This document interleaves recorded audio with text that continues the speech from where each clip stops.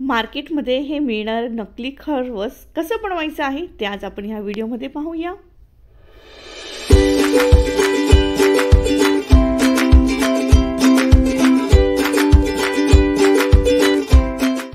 Hello hi नमस्कार good morning, तुमचं सगळ्यांचं स्वागत आहे माझ्या घरामध्ये आणि माझ्या यूट्यूब चॅनलवर। तर कसे आहात तुम्ही सर्व? मजेत आहात ना? मजेतच असाल, माझे व्ह्यूअर्स आहात म्हणजे तुम्ही मजेतच असणार अगदी माझ्यासारखे। तर आज तुमच्यासोबत एक गोष्ट शेअर करायची आहे। ती गोष्ट अशी आहे की मी माझ्या मुलांना रोज शाळेत सोडवायला जाते आणि घ्यायला जाते। तर जेव्हा मी जाते ना तेव्हा तिथे शाळेच्या बाहेर एक माणूस उभा असतो जो खरवस विकत असतो। तर मला नेहमी प्रश्न पडतो, आईला याच्याकडे एवढ्या काही म्हशी असतील की याला रोज चिकाचं दूध मिळतंय आणि हा रोजच हे खरवसच्या वड्या बनवून आणतोय अगदी ताज्या ताज्या। आणि इतके मुलं ते खात असतात ना, अशा पानामध्ये देतात, ते 10 रुपयाची वडी वगैरे असं देतात काय ते पानामध्ये। तर मी सुद्धा एकदा खाऊन बघितली, टेस्ट तुम्ही म्हणाल तर मी सांगू नाही शकत, इतकं घाण लागत होते। तर मी त्याला जस्ट विचारलं, म्हटलं काय रे तुझ्याकडे गाई म्हशी आहेत का, तू कसं हे बनवतोस? तर तेव्हा त्याने मला ती एक रेसिपी सांगितलेली आहे। तर आज त्याची रेसिपी आपण ट्राय करून बघूया कशी होते खरवस ते।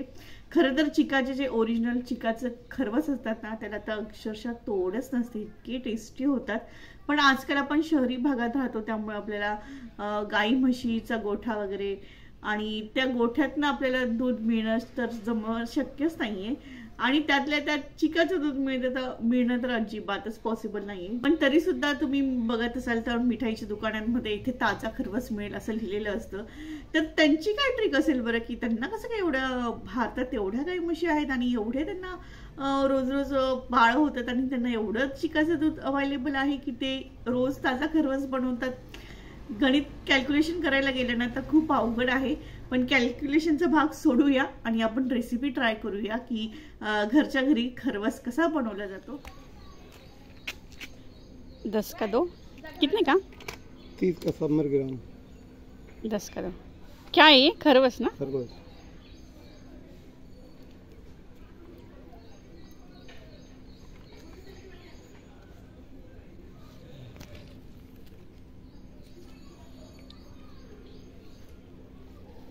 पकड़ शंभू, क्या है वो? खरवस, 1 मिनिट नीट पकड।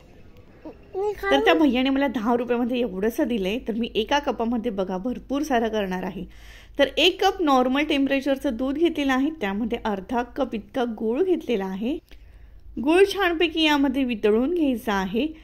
तर ना योग्य प्रमाण तुमचं अगदी अचूक प्रमाण येण्यासाठी ना तर तुम्ही ना असे हे कप घ्या, खूप स्वस्त मिळतात, याने कुठलंही प्रमाण तुमचं अजिबात चुकणार नाही।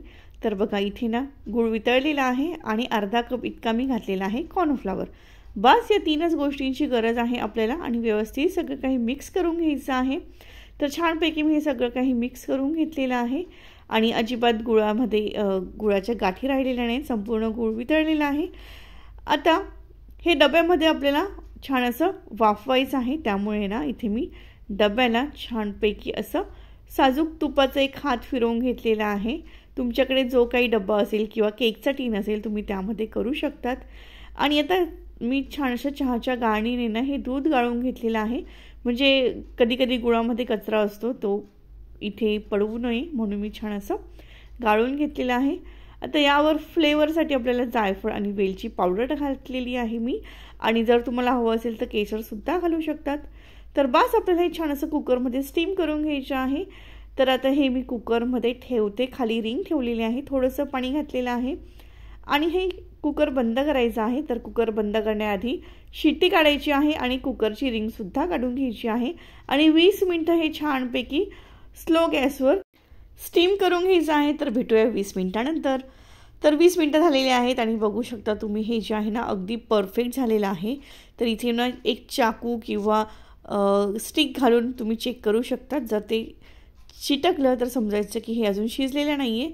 तर आता हे परफेक्ट झालेलं आहे। तर हे आता गार होऊ देते। तर आता हे लगेच आपल्याला वड्या करायच्या नाही आहेत, हे ना अर्धा तास इतकं आपल्याला फ्रीजमध्ये ठेवायचं आहे आणि त्यानंतर याच्या वड्या पाडायला घ्यायच्या आहेत। जर तुम्ही अगदी गरम गरम असताना याच्या वड्या पाडल्या तर अगदी ते जेलीसारखं होणार आहे, त्याला काहीच आकार उकार काहीच राहणार नाही। त्यामुळे हे अर्धा तास फ्रीजमध्ये ठेवायचं आणि त्यानंतर याच्या वड्या पाडायला घ्यायचं। तर आता हे अर्धा तास झालेला आहे फ्रीजमध्ये ठेवून आणि आता बघू शकता तुम्ही याच्या अगदी सहज छान अशा वड्या पाडल्या जात आहेत। तर मस्तपैकी तुम्हाला जो काही शेप हवा असेल, जाड बारीक पातळ कसाही तुम्ही करू शकतात। त्याने तुम्ही बघितलंच असेल मला किती छोटे छोटे असे तुकडे दिलेले होते, तर त्याच्यापेक्षा हे भारी झालेलं आहे आणि वास तर अगदी भारी येतोय।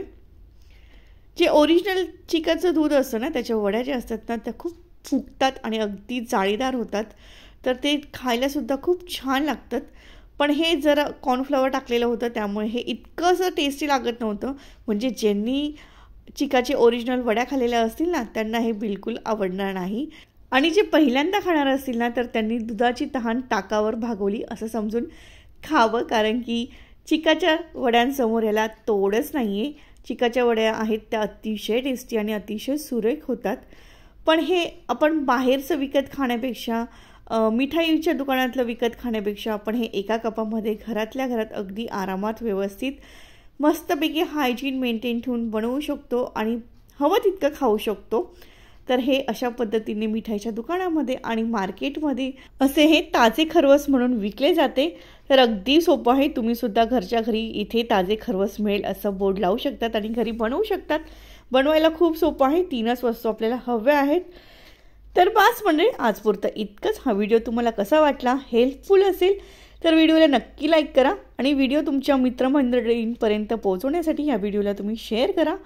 आणि माझ्या चॅनलवर नवीन असाल तर चॅनलला सबस्क्राईब करा आणि बेल आयकॉनला सुद्धा नक्की क्लिक करा। तर पुन्हा भेटू एका नवीन व्हिडिओसोबत, तोपर्यंत नमस्कार। व्हिडिओ संपूर्ण पाहिल्याबद्दल खूप खूप धन्यवाद। Bye bye, thank you.